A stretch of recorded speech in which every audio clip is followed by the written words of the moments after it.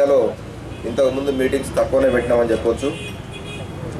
ఇది మీరు అన్నట్టు కొంచెం పట్టణ పోలీస్ స్టేషన్కి దూరంగా ఉండడం, మరి ఇక్కడ సమస్యలు మా దృష్టికి రాకపోవడం జరిగింది. చాలా సమస్యలు ఉన్నాయి ఇక్కడ.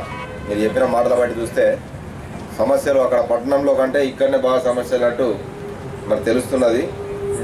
దీంట్లో చాలామంది చాలా సమస్యలు చెప్పినప్పటికీ ముఖ్యమైన సమస్యలు మేము నోట్ చేసుకున్నాము. దీంట్లో కొంత ప్రయత్నం మేము చేయాల్సి ఉంటుంది, కొంత ప్రయత్నం మీ తరఫున మీరు కూడా పబ్లిక్ కూడా చేయాల్సి ఉంటుంది. మరి అదేవిధంగా మున్సిపాలిటీ తరఫున ఏ సహాయం కావాలన్నా కూడా మరి మన చైర్మన్ గారు ఉన్నారు, చైర్మన్ గారి తరఫున ఎప్పటికీ మన కోఆపరేషన్ ఉంటుంది, తీసుకోవచ్చు. మీరు మా పోలీస్ విషయానికి వస్తే 100 ఫీట్ రోడ్ ఏరియాలో టేక్ ప్లాంటేషన్ ఏరియాలో ఈ తాగుబోతులు అదేవిధంగా మరి వేరే ఇల్లీగల్ యాక్టివిటీస్ జరుగుతున్నాయని చెప్పి చెప్పడం జరిగింది. అది మా దృష్టికి కూడా వచ్చింది. నిజమే మీరు చెప్పేది.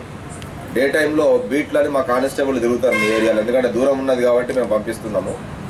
ఈ ఏరియాలో తిరుగుతున్న కానిస్టేబుల్స్ కూడా ఉన్న వాళ్ళను వెళ్ళగొట్టడం జరుగుతూ ఉన్నది.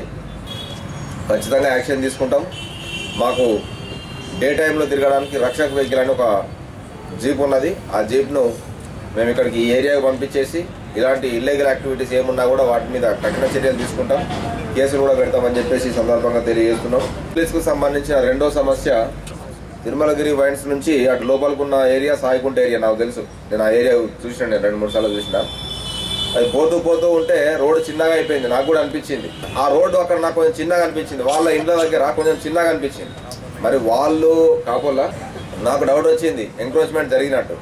సరే కొంచెం ఊరు వాతావరణం, పల్లెటూరు వాతావరణం ఉన్నది కదా, పల్లెటూర్లలో ఇవన్నీ సహజమేలే అని చెప్పి అనుకున్నా.